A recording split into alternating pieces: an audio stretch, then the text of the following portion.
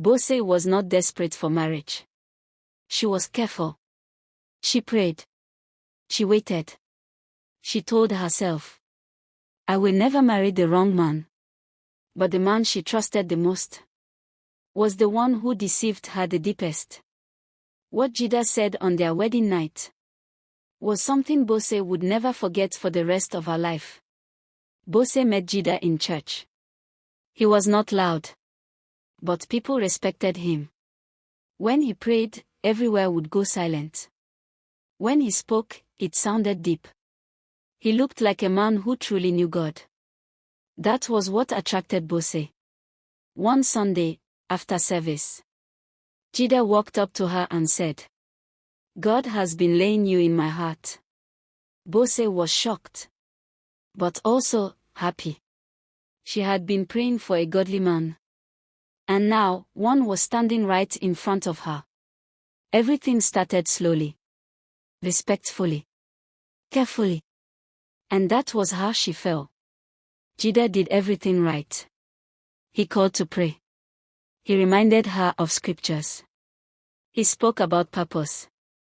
He said things like, I don't want to rush you. I want God to lead us. Bose felt peace. At least, she thought it was peace. But there were moments. Strange moments. Jide did not like questions. If Bose asked about his past, he would go quiet. Or say, why are you looking for problems? Sometimes, his tone would change suddenly. From calm to sharp. But later, he would apologize. And pray again. And Bose would forget. There was a day. She felt strongly in her heart. Something is not right. But she pushed it away.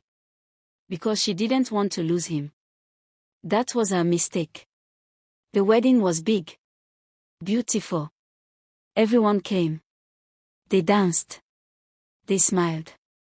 They said, Bose has found a good man. Jida looked perfect. Calm. Confident.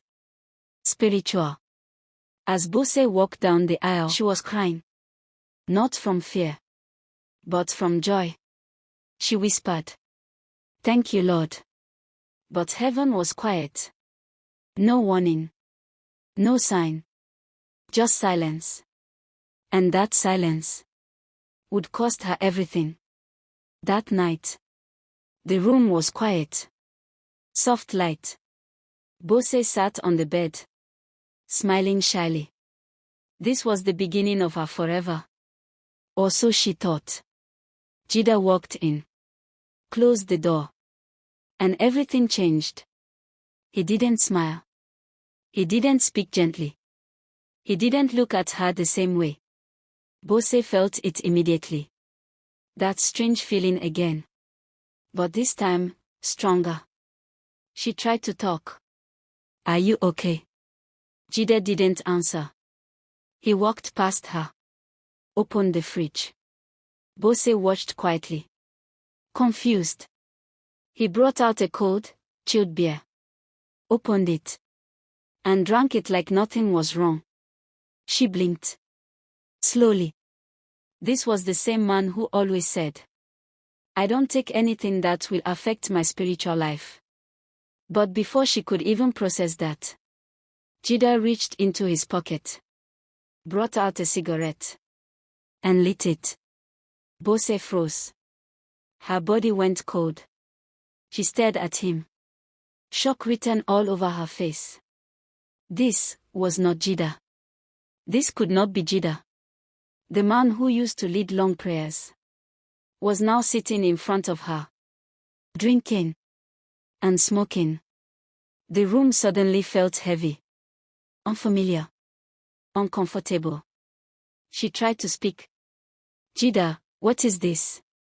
He looked at her, took another sip, blew out smoke, and said, Can you just keep quiet?